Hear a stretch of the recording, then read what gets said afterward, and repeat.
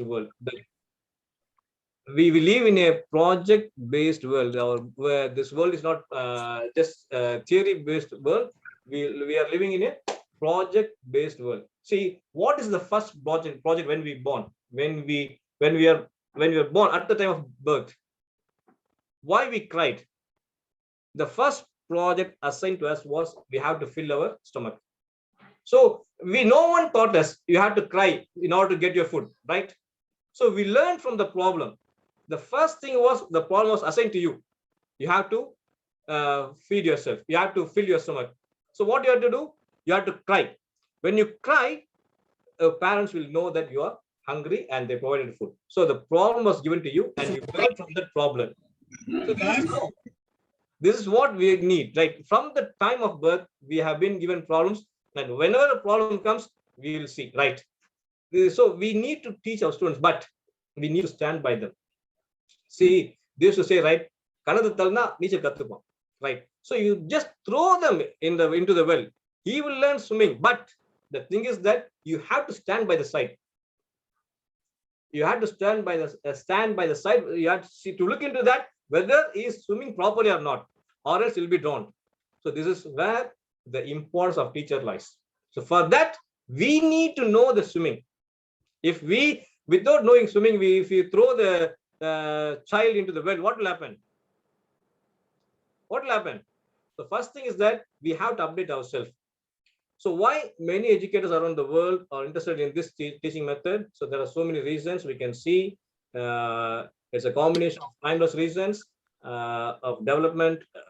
People make school more engaging than this thing, because lecturing without a doubt is effective information transmitting of information. Lecturing is without a doubt. We have to teach them first. So after completing the project, the students understand the content more deeply, remember what they learn, and retain in longer than it's often in the traditional way. So the first thing is that they will be given the problem. They know they will understand the problem. And once they understand, they'll try to solve the problem. This is what the project-based learning is all about. So it's not like a desert. Desert is something like doing a project. After teaching all the stuff, we say, do this project to our student, and they'll do something. But project-based learning is something that they will be given. That is the main course. First thing, you ask them the project. They do the project, and from that project, they will learn. They will give you so many ideas from that project. So this is what a project-based learning is all about. So now, what is project-based learning? Let us see. So project-based learning is not about adding something new to your plate. It is something like they have to rearrange it. Already we have to rearrange with a focus on student voice and choice. It's not like you have to say and student has to listen. No, you have to arrange that student will. So it is like learning by doing. They'll be doing something, and from that they'll be learning, right? Because we need to prepare our students for this project-based world. When they are doing something, for sure, we know that they will understand from that. When we do, we understand. What will be the answer for how to change the tires of the car? So we'll give you a lot of points in theory class. Do this, do that. All these things you have to do. So after teaching them all these things, and if you go and give a tire car and ask them to change, will they change? Can anyone say? See, Yes, I'm teaching the student that how to change the tires of the car. So I'm saying all these points, and just I'm taking the student to the car. And if I'm saying you change the tire, will the student be able to change the tire or not? The student will never change the tire. So what we have to do, if you teach him how to change the tire like this, then he will give all the points, what is behind the scene, right? When we give the project to him and teach him what to do, then he will say, what are the things that we have to do? We'll write all the things. But be careful that our students are very smart. We have to teach them the ethics first thing. We have to teach them what is the ethics, not like this. Okay. So the project-based learning is upon the challenges, and we give the challenges to the students, and they will solve. Well, whether this project learning is working or not, we have a lot of research papers which says that project-based learning is one of the best methods from which the students learn the 21st century skills. So that they will have the real world experience on them. So it allows the student to reflect on their own ideas and opinions. And what is the final product? The final product is that they give the authentic product, the original product, the real world product. So there are evidence of 40 years of accumulated evidence which says that project-based learning is one of the effective method through which the students learn in the best way. And they did so many research which says that they classified, they divided the class into two groups, and for one group they allowed traditional learning. For one group they assigned project-based learning. So after that, when after that, they evaluated the students, and the research shows that the students, those who adapted the project-based learning, did well in the or in solving the problems, rather than the students those who attended the traditional way. Some of the characteristics of project-based learning is that it's organized around a challenge or problem without a predetermined solution. So we don't know what will be the result for this, what will be the result of this problem. So without knowing the result of the problem is assigned to a group of students, and they have to come up with the answer. It's not like that we know the answer and you do the problem. It's not like that. So we are assigning them a challenge, and we have to tell them, you come with the solution, whatever it may be, whether it is right or wrong, whether they have to say this is working or this will not work. Both are right. Whether it is working, it will be working. If they say it's not working, it is not working. That's it, over. So its first thing is that we are assigning them a problem, or sometimes we'll ask the students to come with a new problem, and we'll guide them. So it creates a new need to know the essential contents and the skills. So they will be knowing what are the contents and the skills, and the student design the process for researching the problem. So how to find the solution for that problem, how to solve that problem, the student will design his own process. We are not supposed to give the process. When we assign the problem, the students will learn how to solve the process, and it requires critical thinking, problem solving, collaboration, and various forms of communication. So how to communicate, what to do, what not to do. So they will communicate in a group, right? And it provides the opportunity for the students to examining the task from different perspectives using a variety of resources. So what are the variety of resources available? They know better than us how to use the resources. And again, here the students work independently, and they take the responsibility when they ask to make choices. So when we are asking to make choices, they will work independently, and they take the responsibility upon themselves. And students regularly reflect on what they are doing, and a final product, not necessarily it should be material. It's produced, and it is evaluated for the quality. Not necessarily it should be material. The final product need not be material, it can be anything. So here the classroom has an atmosphere that tolerates error and the change. So here there is no right, like these are do's and these are don'ts. No, it tolerates the classroom atmosphere is something entirely different, and the role of teacher has been changed to facilitator. He is no more a teacher rather than a facilitator and a lead, and a guide. These are some of the characteristics of project-based learning. And the key elements of project-based learning is that there must be a challenging question. Without question, there will be no answer, right? So these are some of the key elements. When all these elements are combined, the results of the results in the students learning key knowledge, understanding, and skills for the success in the future. And one more thing is that the real world challenges are rarely solved using information skills. From a, it's not, it can be solved, it cannot be solved from the one subject, right? When a problem is assigned, there are so many things integrated in that. They must be like, it must be like interdisciplinary, or it will be like multidisciplinary. So it cannot be solved using from a single subject. So a PBL project requires the students to use the content, the knowledge and skills from multiple academic domains. So they use to combine all the subjects. So it is like interdisciplinary or multidisciplinary. So first thing is that driving question. For the project-based learning, the very first thing is that for anything, there must be a problem. If there is no problem, my teacher, the late Dr. P.R. Subramanian used to say, there is no thing called as silly questions. All the questions are meaningful questions. Whenever the students ask question, it is a meaningful question. So there is I used to sing, my teacher, the late Dr. P.R. Subramanian used to sing the song in our classes. So we used to take the notes. கேள்வி பிறந்தது அன்று நல்ல பதில் கிடைத்தது இன்று. So without a question, there will never be answer. Whenever there's a question, then only there will be answer. The first thing is that we need to have a question. So the framing the question or framing the problem is the root for the project-based learning.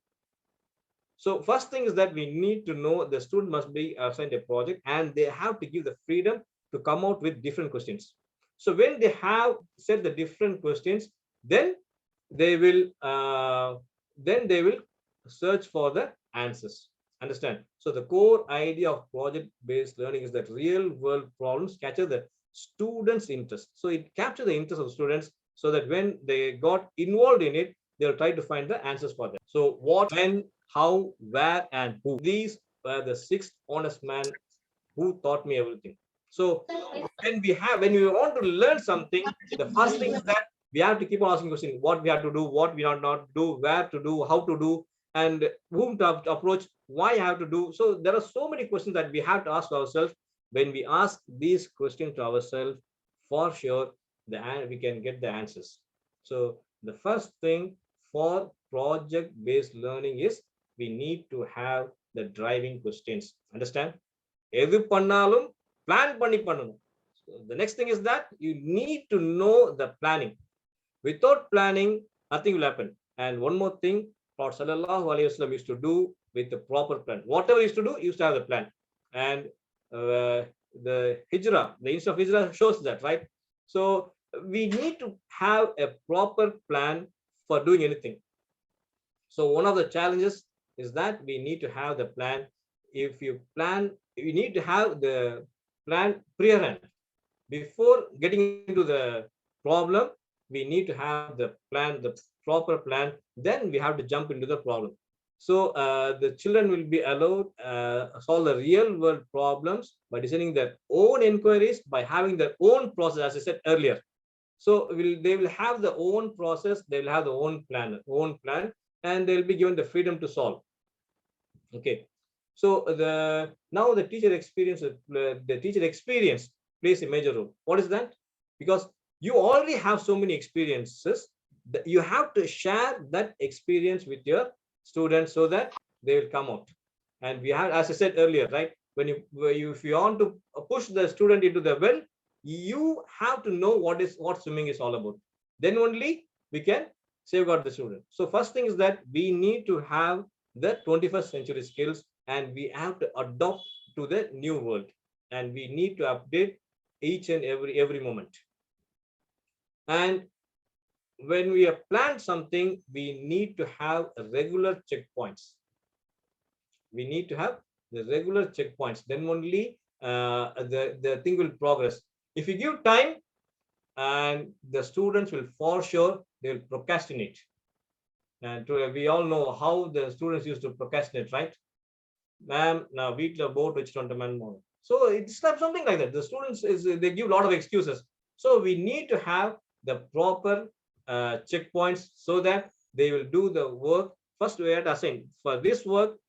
For this week, we have to complete this much of work.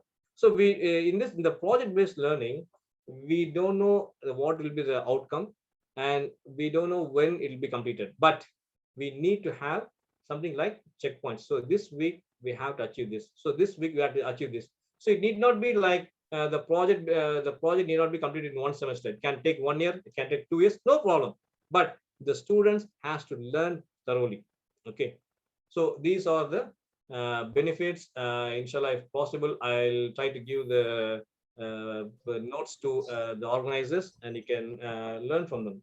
So the parents, it presents the, or what to say, it gives opportunities for the development of important skills. Like, what are the 21st century skills? The 4 C's, can you even say, for the students? Critical thinking, communication, collaboration, and creativity. These are the 4 C's of the 21st century. And when they have all these things, they will solve whatever problems they will be given them.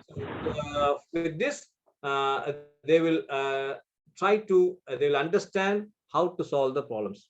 So the students will no longer be seen as recipients of information. Rather, they will become the producer of knowledge, and they will communicate with the real world. Okay. And okay, fine. Let us see some of the examples. Can you give some examples for PBL? So far we have seen what is PBL. What is PBL? So I have my own idea. So you can give your own idea, so that we'll discuss, right? So that we try to implement in our classes. It not be a big project.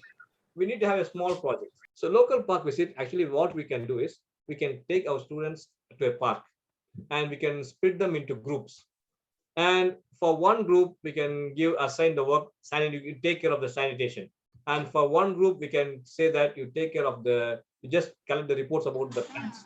And for one group, we can say you just take a report on the play area. And for one group, we can say you just take care of you just take a report on the pathway. And we have to ask the students to make a report. And when they're doing the report, this is a real world challenge, right? And we can invite the local counselor to our school, and we need to arrange a meeting with the counselor with our students, and they will give the real world problem, what are the problems in the park, and they have to address that problems to the local counselor, and it has to be addressed. And in turn, see, it's like a dream only, but it can be possible, right? It's like a dream. Whether this can happen in our locality or not, if we try, for sure this will happen. Am I right or not? If you have any objection in this, you can say, no, this is not possible, something like that. So this is what the real world project must be assigned to the students, so that they can understand the problem and they can solve the problem. Okay.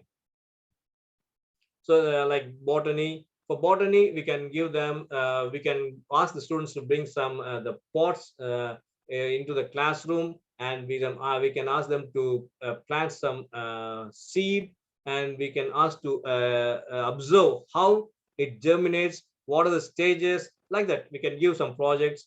And like for zoology, we can take them to the parks, and we can ask them to study about the species of the animals. And think that you have been lost in a forest. Ask the students to find a solution, how to do, and they will give a wonderful solution to you. How to use the GPS, and how to use the new technology to come out of the forest.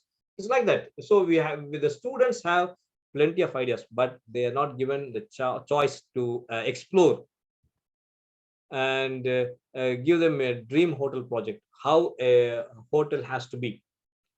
It has to be like what it is now, or it has to be something fantastic. So they will give a wonderful idea of all these things. So let us talk about the current issues. What are the current problems going on? The students are not like what we think. They have so many plenty of ideas. The thing is that we as a parent or teachers are not ready to interact with the students. We think that what they know, but they know better than what we know. They are the 21st century students, right? So these are some more examples, and you can ask them to design like fashion designing or something, whatever it is. Ask them to analyze about fake news. There's so many things that we can do, and we can ask them to make some food, delicious food, and something like fusion food or something, whatever you want. We can give them a project, and they will for sure learn from the project. So what comes to your mind when you see this students form? For data handling also we can do, sir. Can Yeah, send children to different classes and take counting of benches, very good boards, idea. like. Yeah, we can use our students to take the census of the school and what is working, what is not working, how it has to be changed in the Yes, future for library. Very good idea. Most welcome. like that. Yeah, Yes, sir. but try to implement in our own school to overcome Yes, the yes. drawbacks in our own school, right? We have It's a already done real that, world sir. problem. Very good idea. Yes. So the students form, it's Can I not like share a a single project subject. on social So sciences? when we see the form, it's like a interdisciplinary or multidisciplinary, right? So the student must know about the soil content, and they have to know about the season. So all these things they will learn. So what is the season? When we have to uh, seed it, and when you have to ripe, when you have to cultivate. So all these things. And if you give a small area to the students and ask them to have their own form. So these are dreams. These are something like dreams. This will not happen in overnight. It needs plenty of planning and time, right?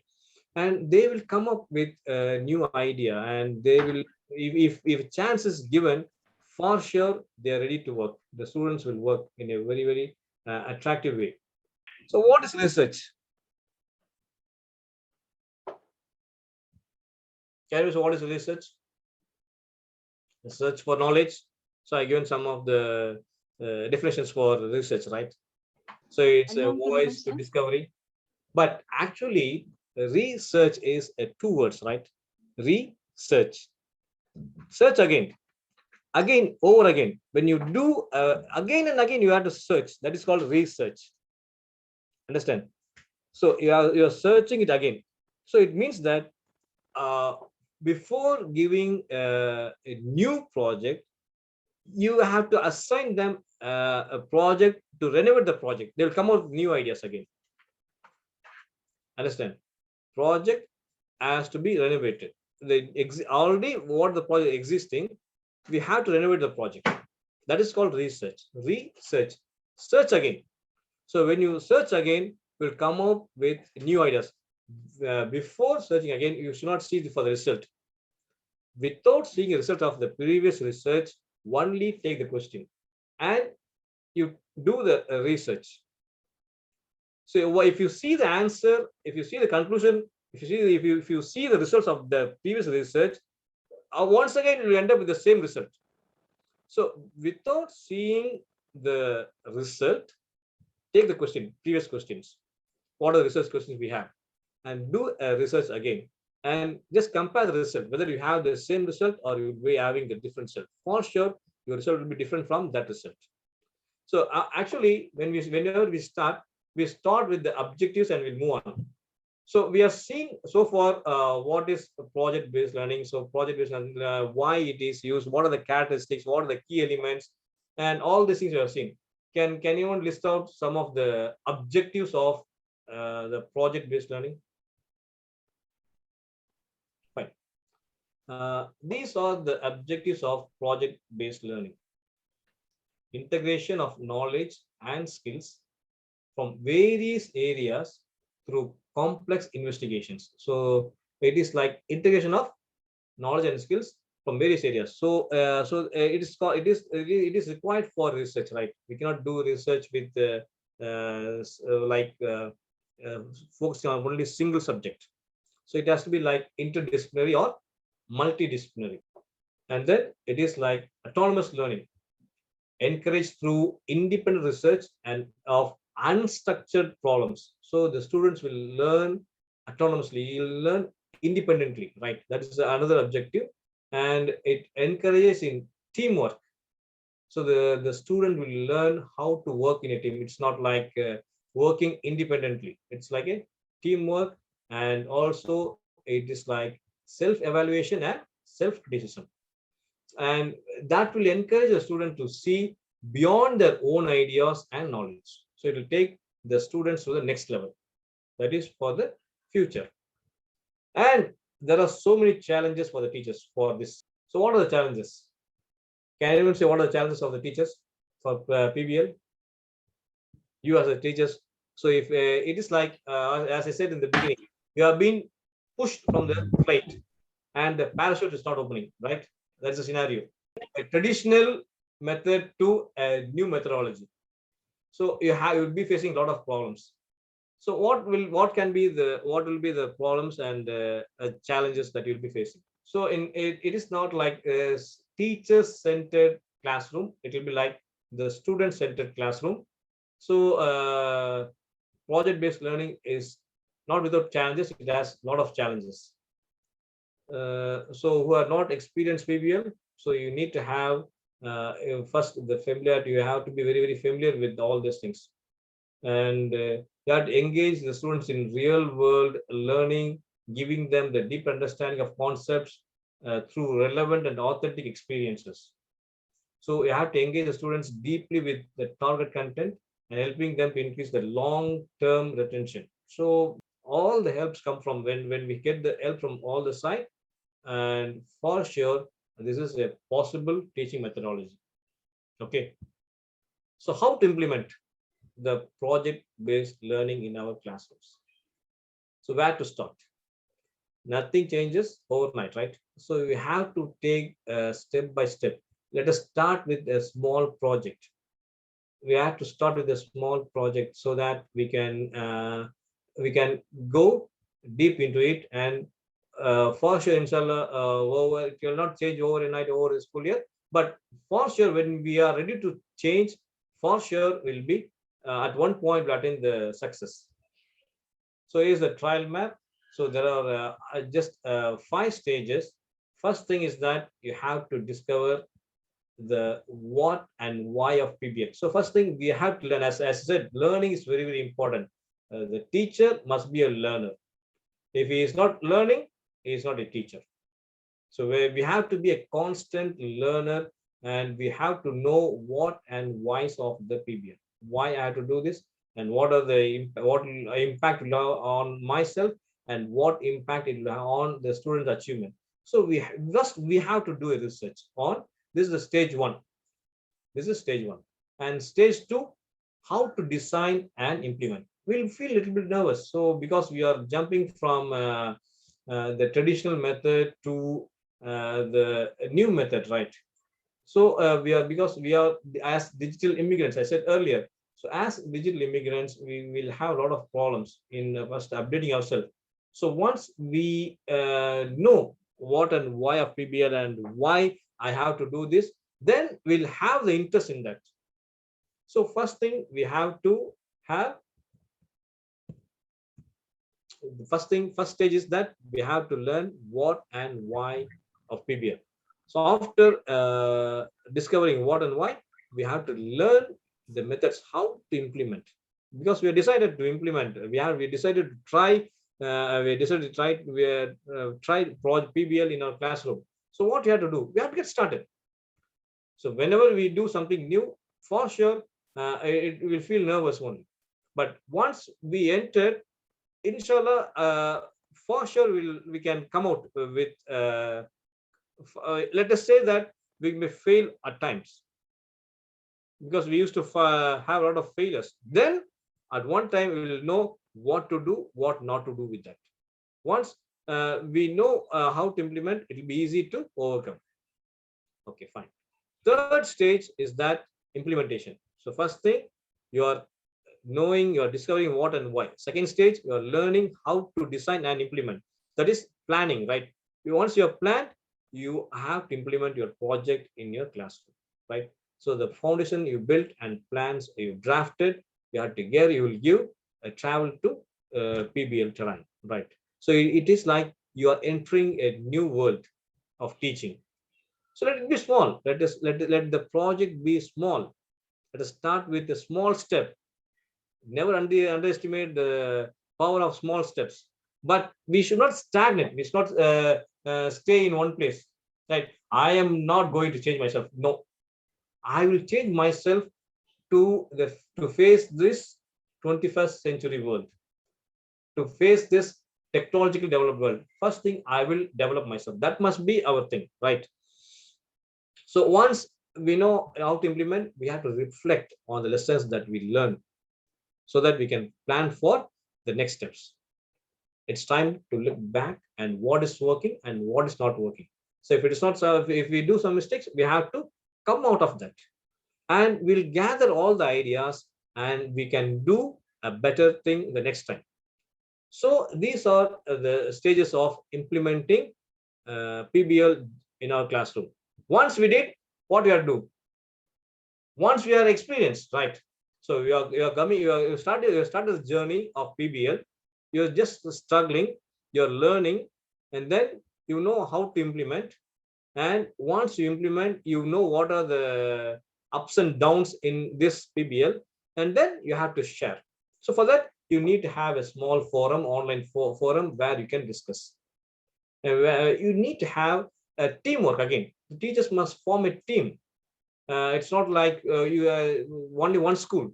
So it has to be collective of schools. So you have to have a forum, not for one subject. Again, I said project based learning is possible only it is interdisciplinary or multidisciplinary. So we need to have a forum of all the teachers from different schools, so that you can discuss what are the advantages and what are the disadvantages.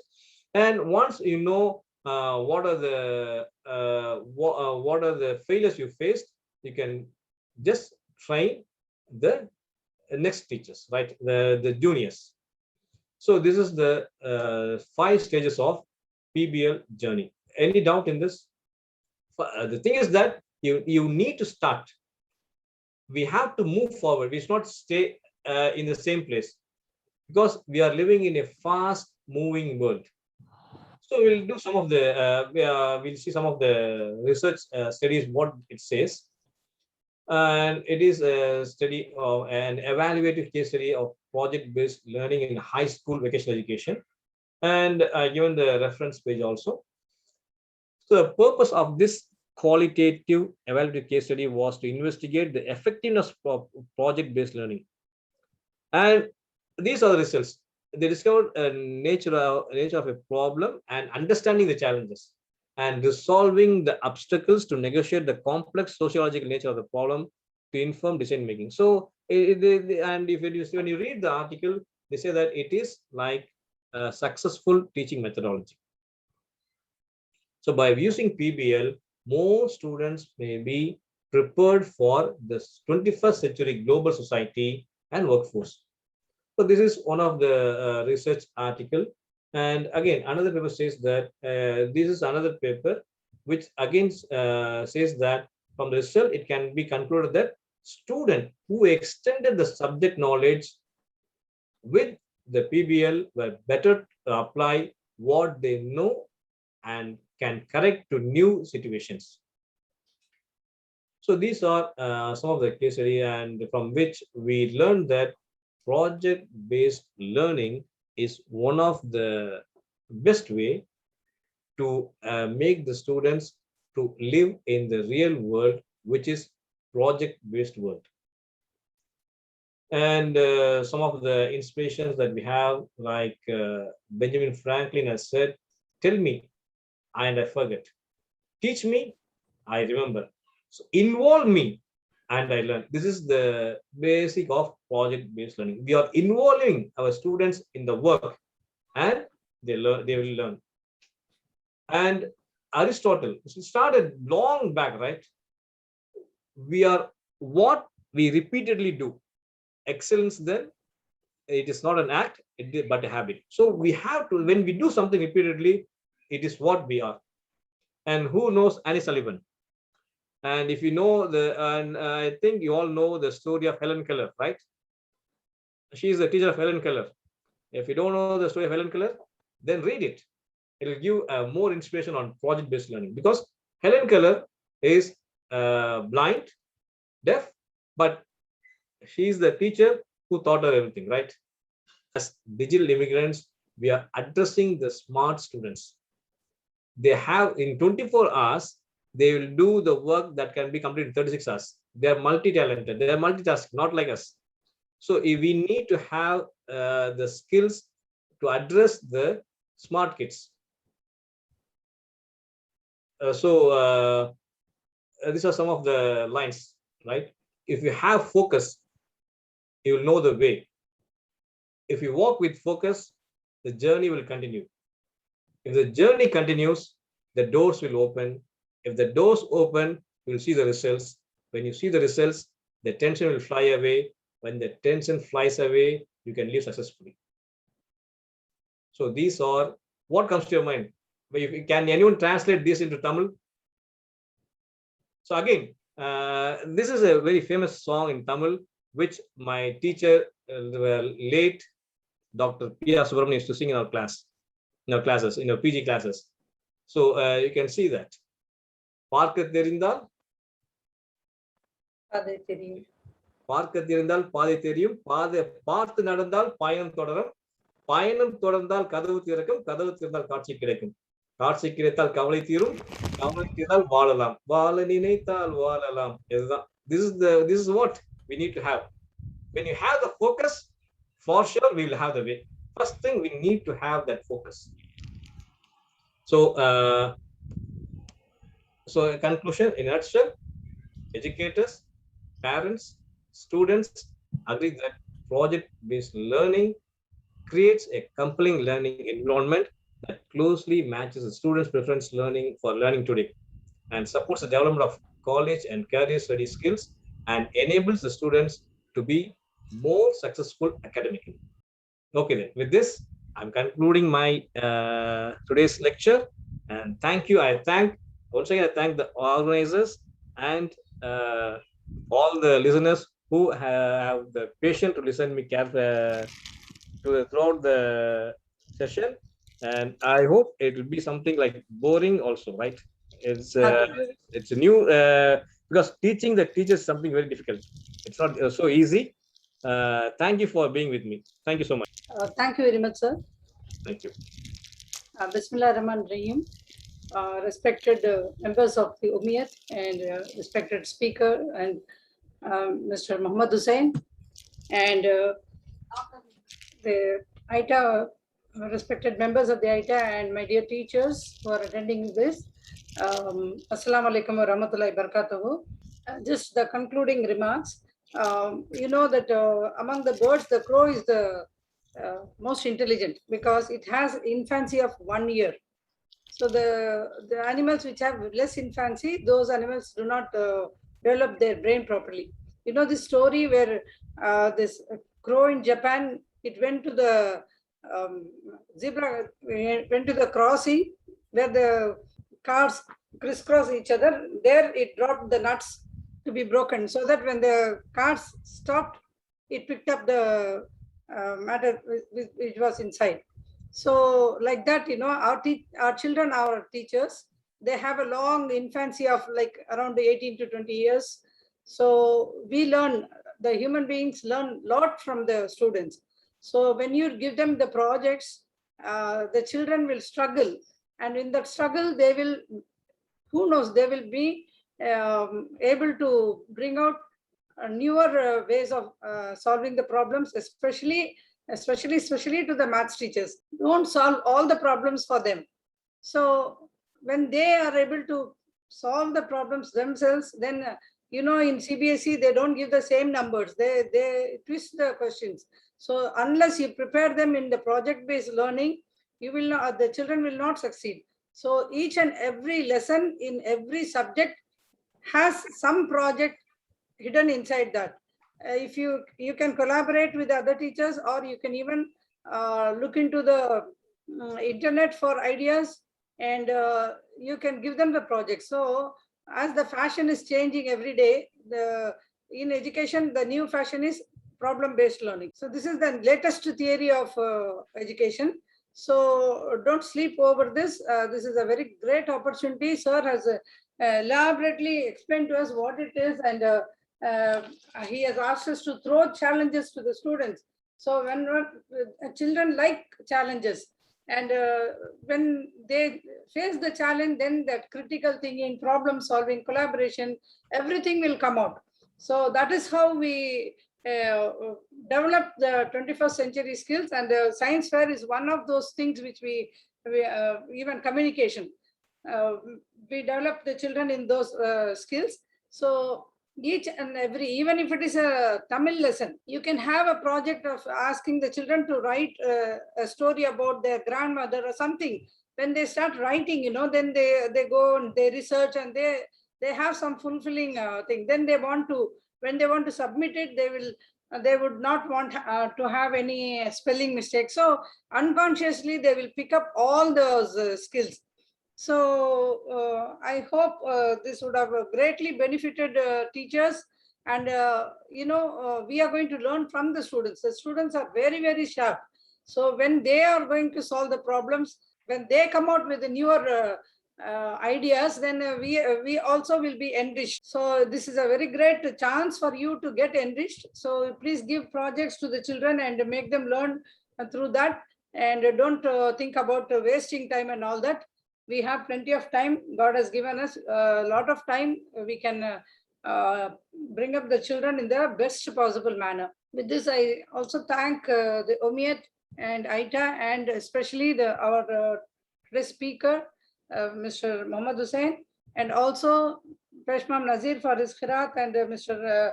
Janab Abdul Kamal Nasser for his welcome speech. Thank you very much. Alhamdulillah, the session was very informative, and it was very interestingly presented by our Dr. Mohamed Hussain.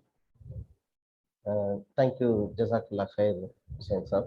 Welcome, sir. Thank you, sir. Thanks to IATA for all their effort to coordinate with UMIA. Thanks, Amanullah sir. I think we can end the session, sister. Yes, sir. Thank you. Jazakallah khair. Assalamu alaikum wa rahmatullahi wa barakatuh. Subhanakallahumma bihamdika. Ashhadu an la ilaha illa anta astaghfiruka wa atubu ilayk. Jazakallah khair. Assalamu alaikum. Jazakallah, sir. Thank you.